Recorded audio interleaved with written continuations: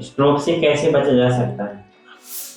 Stroke से बचने के लिए ज़रूरी है कि उसके जो रिस्क फैक्टर्स होते हैं, जो मॉडिफाइबल रिस्क फैक्टर्स होते हैं, उनको कंट्रोल किया जाए। जैसे कि हाइपरटेंशन, अगर किसी पेशेंट को बीपी का बीमारी है तो उसको उसकी दवाई पर्टिकुलरली लेते रहना चाहिए जब तक कि किसी डॉक्टर ने उसको सलाह ना दी हो बीपी की दवाई बंद करने की। क्योंकि ऐसा जनरली होता है कि पेशेंट अपने हिसाब से ही सोचता है कि मेरा बीपी कंट्रोल है, मेरे को कोई दिक्कत नहीं हो रही है, तो वो बीपी की दवाई बंद कर देता है। उस कंडीशन में क्या होता है कि बीपी एकदम से शूट करता है और ब्रेन हेमरेज की वजह से पेशेंट को काफ़ी ज़्यादा दिक्कतों का सामना पड़ सकता है।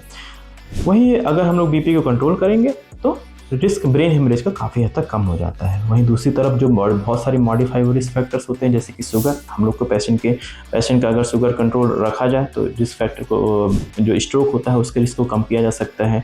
उसी तरीके से कोलेस्ट्रॉल को एक लिमिट के अंदर रखना चाहिए। स्मोकिंग को अगर अवॉइड कर दे तो उससे अच्छा कुछ है ही नहीं। इन सारी चीज़ों पर ध्यान देना चाहिए। लाइफ स्टाइल मॉडिफिकेशन काफ़ी ज़्यादा ज़रूरी है। आप डेली अगर अपने एक डेली एक्सरसाइज का एक रूटीन बनाएं या डेली एक्टिविटी को बढ़ाएं, अपने हाफ एन आवर का एक्सरसाइज मॉर्निंग या इवनिंग में करेंगे तो बेटर रहेगा। जो एक जंक फूड होता है, जो हाई कैलोरी डाइट होता है, उस सब चीज़ों को अवॉइड करने की कोशिश कर सकते हैं। हाई जो फैट कंटेनिंग डाइट होती है, उन सब चीज़ों को अवॉइड किया जा सकता है, जिसके थ्रू जो ब्लड वेसल्स होती हैं वो आपकी हेल्दी बनी रहे और वहाँ पे प्रॉपर ब्लड सप्लाई जो है ब्लड वेसल्स के थ्रू में ब्रेन में जाता रहे।